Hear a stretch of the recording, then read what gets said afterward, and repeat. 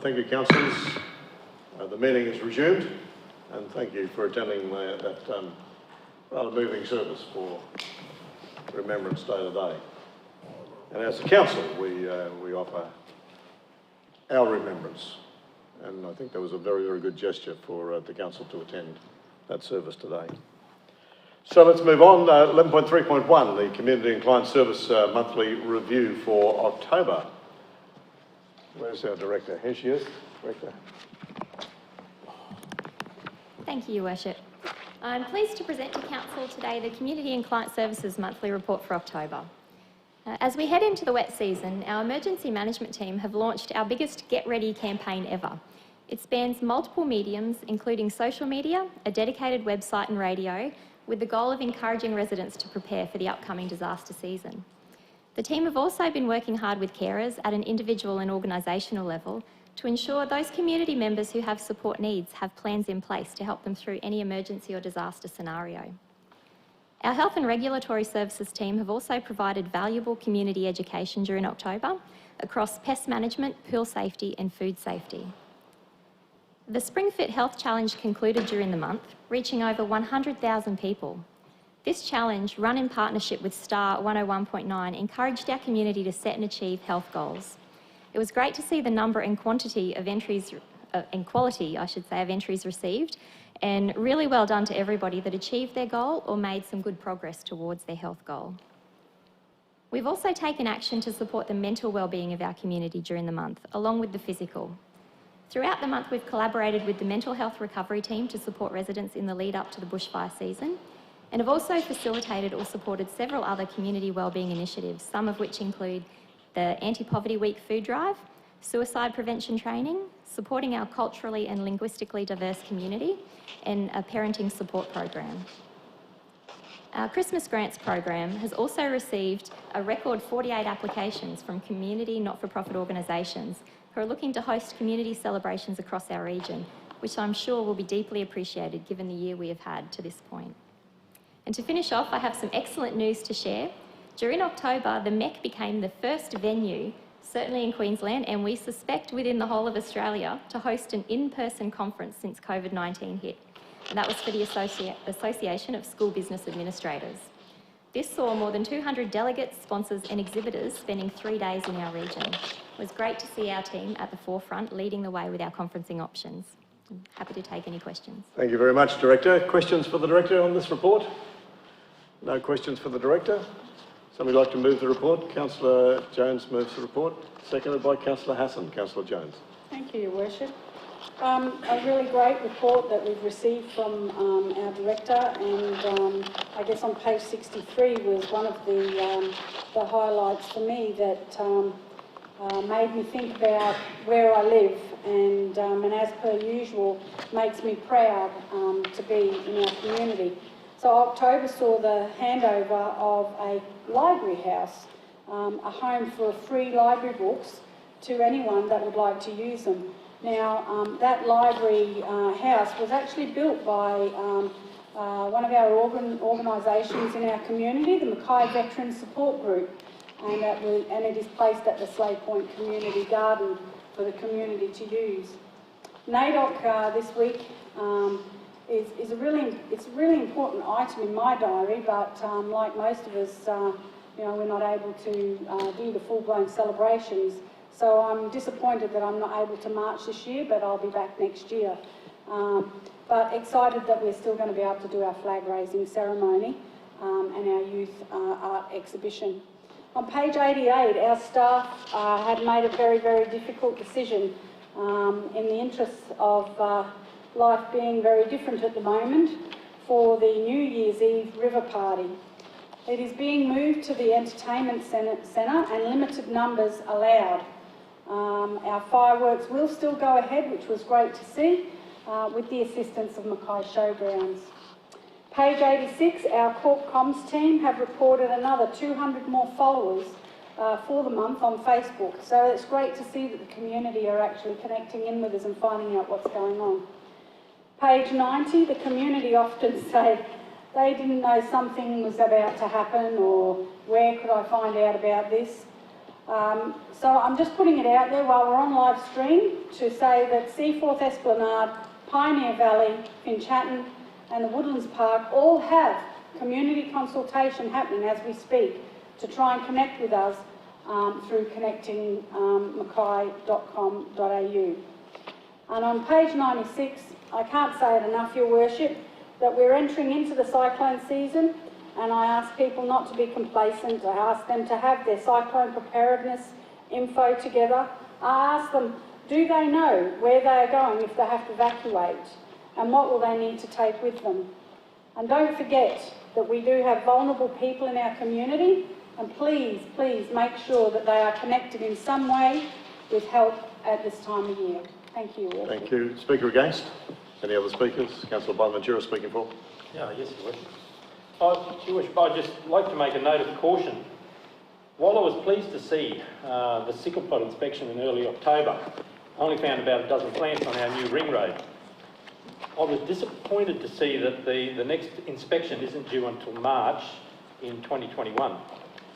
I believe this is too far a gap, and because we run the risk of having an outbreak.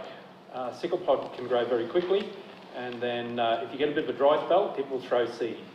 And once we get seed, we are in big trouble. So the fact that there are 12 plants there indicates that it is around and it is stagnant in that soil.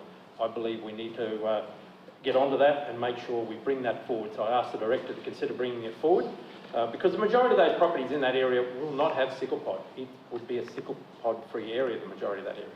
So I think we need to do our bit to help control it. So I asked the Director to take notes and see if we can bring that forward. But apart from that, supporting the report, Your Worship. Thanks very much, Councillor Bonaventura. It's a good point, CEO, so we take that on board. Are there other speakers to the report? Councillor Bella, sorry. Speaking for. Yeah, just really quickly, I'd like to commend Councillor Bonaventura, what he said. I've battled sickle pod myself for quite a number of years, and what he says is exactly true. In this report, I'm a little, what would you say, not particularly happy with some of our food service places. You know, it's great to see that we actually got a couple of 5 stars, but what concerns me is the bulk of people that are at 3 stars.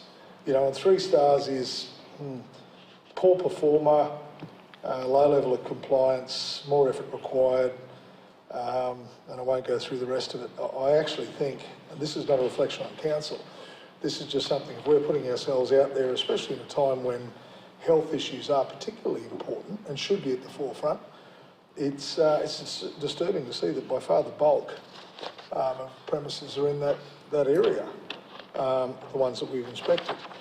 The other thing I'd like to make particular note of is the Fox project. It's something that I've spoken about on a couple of occasions, not sure about in meetings, but to both yourself and other councillors in catch-up and to staff. And it's great to see that we've gone to those areas and it looks like we may well be getting on top of the problem. Thank you. Thanks, Councillor Bella. Any other speakers? Councillor Townsend, speaking for. Thank you, Your Worship. I found my notes. Okay, good. So, as Chair of the Visual Arts Advisory Committee, I thought I would like to draw to the public's awareness of some great exhibitions that are still on at Artspace. And I attended the Jabai Biruni Land and Sea opening exhibition, which is a great insight into the far north Queensland Yarrabin traditional country and the Gungadangi people. I think I said that right. And that is on display until 17th of January 2021. Conversations with Australian South Sea Islanders recounts the rich history of our Australian South Sea Islander community, and this display is a testament to the strength and resilience of our South Sea Islander members, and that's going to be on display until the 29th of November.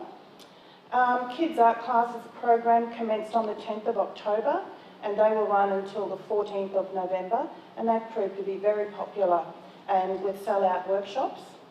Free public art guided tours are made available to the general public, as well as students and teachers from Holy Spirit College and St Pat's, and they're proving to be popular and well attended as well. I'd just like to end with bringing attention to our community of the up-and-coming displays of our local artists, which will be commencing in December. And this is a great opportunity for our residents to see for themselves the wealth of local artists that we have in our region. Thank you, Councillor Townsend. Any other speakers? Councillor May. Thank you very much, Your Worship. I'd like to draw attention to the emergency management part of this report, and we touched on it a bit earlier, but our emergency management team have been on the job, if you like, since early February, March, when we started the COVID-19 preparations and managing the pandemic. We now find ourselves coming into cyclone season, and the team have not only had to deal with the emergency management of the pandemic, they still have to have on board all of the preparations ready for cyclone season. And you can see from the report there's been a number of activities happening in the Get Ready Mackay. We've had our person-centred preparedness workshops, and just yesterday, Councillor Mann, Councillor Townsend, myself and Councillor Bonaventura attended another workshop in regards to the preparation of those plans and bringing the community together to be able to make sure that nobody is left behind. When something is disaster strikes, we want to make sure as a community that we are ready, willing and able to assist, and part of yesterday was about getting to know your neighbours, getting to know your organisations, and all being ready to be able to pull together in the case of a disaster.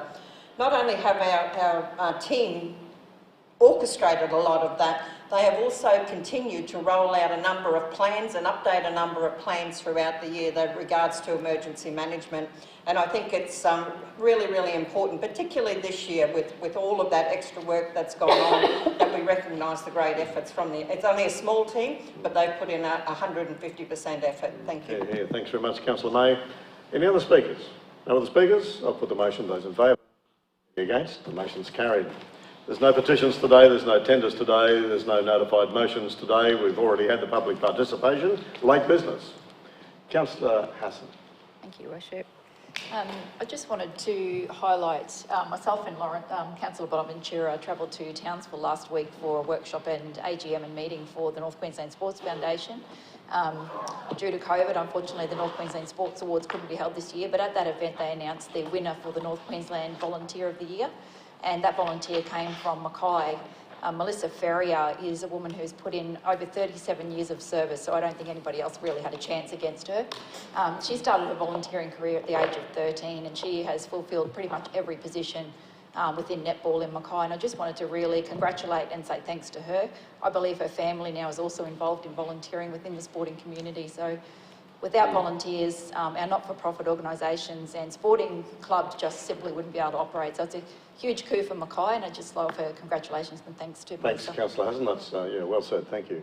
Councillor May. Thank you very much, Your Worship.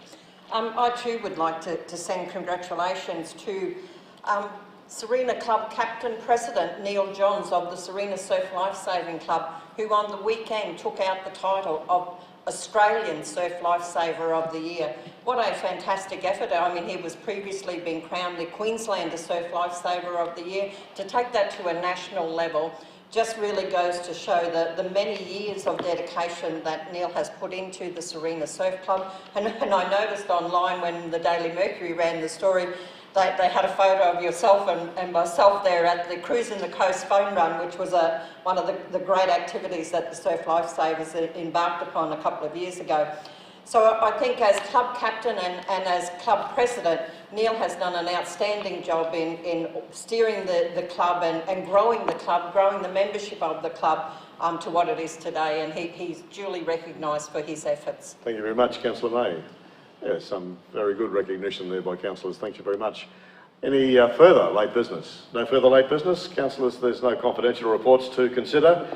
I'll declare the meeting closed. Thank you. Thank you, CEO. Thank you, directors. Thank you, councillors.